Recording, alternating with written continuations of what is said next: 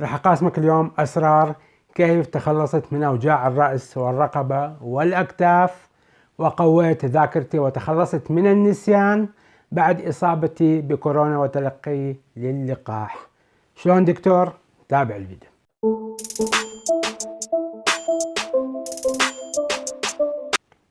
مرحبا متابعينا الأعزاء المشاهدين الجدد، أحييكم على قناتكم الطبية. الكثير من المشاكل أصابتنا بعد إصابتنا بكورونا وبعض الناس بعد تلقيها للقاح، وهذه المشاكل أدت إلى مضاعفات كثيرة تكلمت عنها في فيديو أكثركم شاهدوا، والكثير يكتب بالتعليقات أين الحلول. تكلمت إخواني الكرام في آخر 7 فيديوهات عن حلول مفيدة جدا جربتها على نفسي لكي أتخلص من مضاعفات ضعف الذاكرة والنسيان وتنشيط عمل الدماغ. موجودة على القناة، يمكنكم مشاهدتها. اليوم خلينا نتكلم عن تمارين رياضية بسيطة التطبيق، لا تحتاج إلى أي أنواع من الأدوات الخاصة، ويمكن أعملها بالبيت بالمكتب في أي مكان، أهم شيء يكون عندك رغبة في ذلك. طبعا اليوم نتكلم عن الرقبة. الرقبة هي عبارة عن جسر مهم جدا يربط بين الجسم والقائد العام للجسم وهو المخ، لذلك هذه المنطقة مهمة جدا ولها مشاكلها. طبعا في أغلب الأحيان تكون هذه الأوجاع وهذه المشاكل في الرقبة ليس بسبب الرقبة وعضلاتها وفقراتها، ولكن بسبب إهمالنا للجهاز العضلي اللي الطب ما ينطي القيمة والحجم المطلوب، لأن جميع مشاكلنا تبدأ عند إهمالنا للعضلات. وللأسف بعد إصابتنا بكورونا أصابنا أتعاب كثيرة، وعضلاتنا للأسف تأثرت بشكل كبير جدا، والكثير لاحظ أنه خفت كتلته العضلية وفقدنا الكثير من العضلات. مو أنهن اختفن العضلات، لا، أحجامهن وقوتهن والوظائف التي تقوم بها قلت، وهذا يسبب مشاكل كثيرة نعاني منها اليوم. خلينا ندخل بالموضوع بطريقة سريعة. طبعا قبل ما نبدأ بهذه التمارين أرجو منك أن إذا كان عندك أوجاع شديدة بالرقبة أن تقوم بمراجعة طبيب في منطقتك في بلدك ليقوم بفحصك، وهذا لا يغنيك عن هذه الفيديوهات اللي أقدمها، لا يغنيك عن مراجعة الطبيب إذا كنت تعاني من هذه الأوجاع. بشكل عام الرقبة لا تسلمها لأي بشر لكي يطقطقها، يشد لك إياها، يسوي لك بعض الحركات. ليش؟ سوف أخصص فيديو بإذن الله تعالى. اليوم خلينا نتكلم عن التمارين اللي ممكن تساعدنا. طبعا هاي المقدمات لكي توصل الفكرة أخوان الكرام، وليس لكي نطول الفيديو، لكي تفهم ليش احنا قاعدين نسوي هذه التمارين. قبل ما نبدأ أي تمرين لأي عضلة بالجسم يجب علينا أن نهيئها. حتى السيارة بس نشغلها الصبح تنتظر دقيقة دقيقتين لكي الزيت يوصل لجميع يعني أجزاء المحرك، لكي ما نتعب المحرك ونتلفه. والعضلات أيضا نفس الشيء، والفقرات، وخاصة منطقة الرقبة منطقة حساسة، والعضلات والفقرات لها أهمية كبيرة لأن تقوم بواجبات كثيرة، ومن ضمنها الأوردة والشرايين، وفي الفقرات العنقية، وبشكل عام بالعمود الفقري يدخل هناك أو يمر النخاع الشوكي. لهذا أي طقطقة خاطئة، أي شد ممكن يؤدي إلى نتائج مدمرة للجسم. ما هي الحركات أو شلون إحنا نهيئ رقبتنا وأكتافنا لهذه التمارين؟ نبدأ كالتالي بحركات بسيطة. إذا أنت عندك مشاكل تحس أنه أثناء عمل الرقبة دوران الرقبة عندك وجع كبير، لا تقوم بالدوران أو الالتفاف بالرقبة. فخلينا نبدأ بأشياء بسيطة، وهي الالتفات لليمين ولليسار. 1، يا حبذا أنك يعني تنظر خلف كتفك مثل هذه الطريقة. 1 1 وترجع 1، ونفس الشيء تنظر لليسار وتنظر حولك، ولكن ببطء. أي حركة تقوم بها قوم بها ببطء. هاي الطريقة الأولى. بعدين نحضر 1 2 1 2، للخلف نفس الشيء.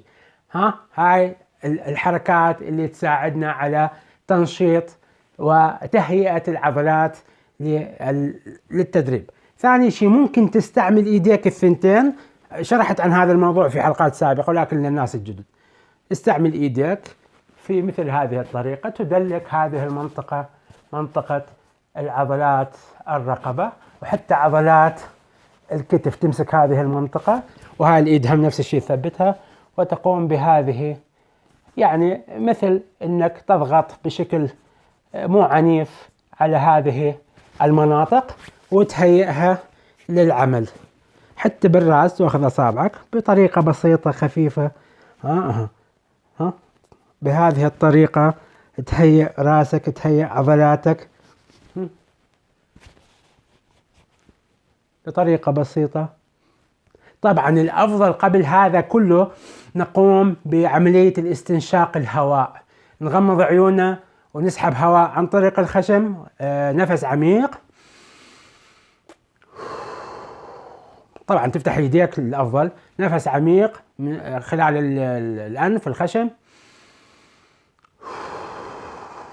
وغمض عيونك 5 مرات.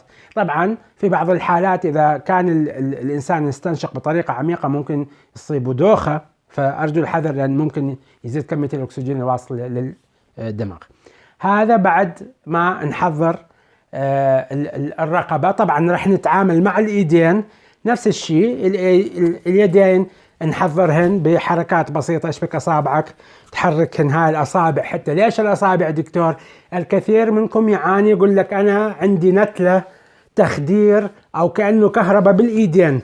هذا من علامات أنه هذه المنطقة عندك يعني تكون عليها تقلص عضلي شديد. لهذا هم نحرك هذه المنطقة بشبك الإيدين، نحرك هذه المنطقة. ممكن نفس الشيء تعمل هذه الحركات. والأفضل إذا تمسح وجهك ورأسك بماء باردة، وحتى رقبتك بماء باردة تمسحها. هذا أيضا يزيد عملية الاسترخاء وتوصيل الدم بكميات كافية. وأثناء الوضوء نقوم بجميع هذه الأشياء. أوكي، جهزنا نفسنا، الأمور طيبة. شلون دكتور التدريبات؟ ما هي التدريبات؟ أنا أقسمها لنوعين. النوع الأول إذا أنت يعني ما تقدر تشيل أوزان، فنستخدم بس وزننا، وزن إيدنا. فاليوم نتكلم عن الأكتاف أيضا. فنقوم بالطريقة التالية. هاي الإيدين نقوم بعمل 1 للأمام، 2 للأمام. تقول لي دكتور هاي لعضلات الكتف، ولكن تلعب دور كبير بالتخفيف من التوتر على عضلات الرقبة. هاي للعضلات الأمامية للأكتاف. 1 2 بدون أي أوزان.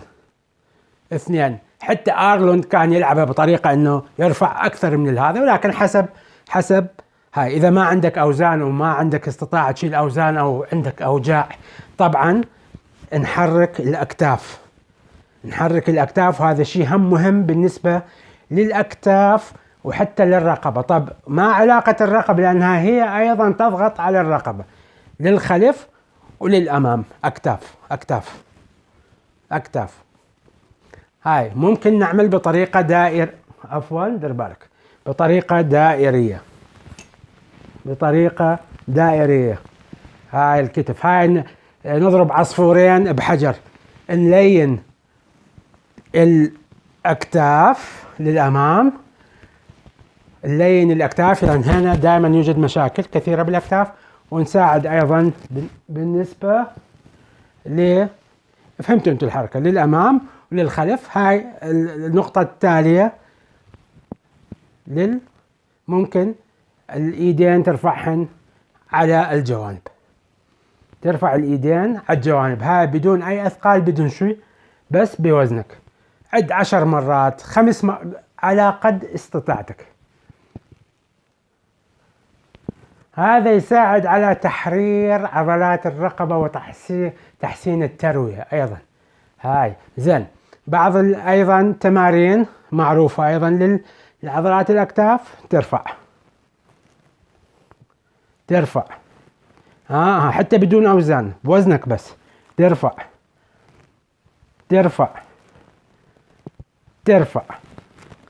هذه بدون أوزان. طيب طريقة أيضا جيدة للمنطقة بين الأكتاف، هاي هي المنطقة الأساسية اللي تصيبنا مشاكل وجع الرأس، وجع الرقبة، ووجع الأكتاف، حتى الأصابع اليد. طيب شلون دكتور؟ مثل أصدقائنا الهنود، تجيب إيدك بهذه الطريقة، إيد على إيد، كف على كف، وتضغط بطريقة قوية على الكفين. اضغط قد ما تقدر، وسوي 1، اضغط 2 ممتاز، 3 ممتاز، 4 للأسفل، ولكن لازم تظل تضغط للخلف، تلويها للرقبة، ولكن بشكل بطيء. مع أهم شيء إنك تضغط ممتاز، وحتى للصدر زين، تحس إنه خف الضغط على رقبتك. مرة أخرى بطريقة سريعة، هاي كفوفك الاثنين، شلون أصدقائنا الهنود، تضغط إيد على إيد، تضغطها بقوة، أنت تضغط على نفسك، وعلى اليمين 1، وعلى اليمين 2، على الأسفل، واضغط، ظلك ضاغط على الخلف، وحتى ممكن تلوي رقبتك ولكن بطريقة بطيئة. هذا شوي يخفف من توتر وتقلص العضلات بين الأكتاف، ويريح حتى عضلات الرقبة. تكلمت عن تمرينات للرقبة في حلقة سابقة، شلون انك عن طريق الايدين ايضا ممكن نفس، وتقوم بتقوية العضلات الخلفية، العضلات الامامية، الجانبية من الجهتين. هاي موجود ايضا على القناة. طيب هاي اذا ما عندك اوزان او تكون بالمكتب او بالعمل، اعملها صديقي وراح ترتاح. طب ما هي اسباب الاوجاع الدكتور؟ ليش الاوجاع تظهر بمنطقة الرقبة والأكتاف والرأس؟ بطريقة سريعة، ما عرجنا على الأسباب. أول شيء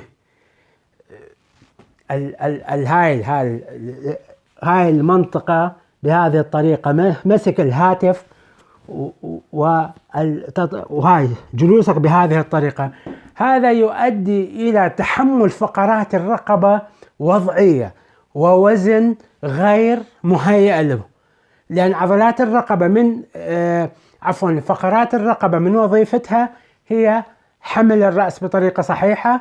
وأما أنت تقوم بمسك التليفون والهاتف بطريقة غير صحيحة وتطعج رأسك هاي الطعجة، فيكون وزن هائل جدا على الفقرات هي مو مهيئة له.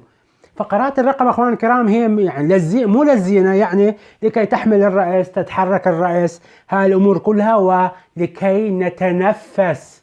هاي مهم، مجرى هوائي لكي نقدر نستطيع أن نتنفس ونحصل على كمية كافية من الأكسجين، لأن الدماغ كما أقول دائما يستهلك 25% من مجموع الأكسجين المطلوب والمهم للجسم، 25%. فهذا أيضا قناة تنفسية لكي نستطيع نحصل على الهواء. هاي أول نقطة.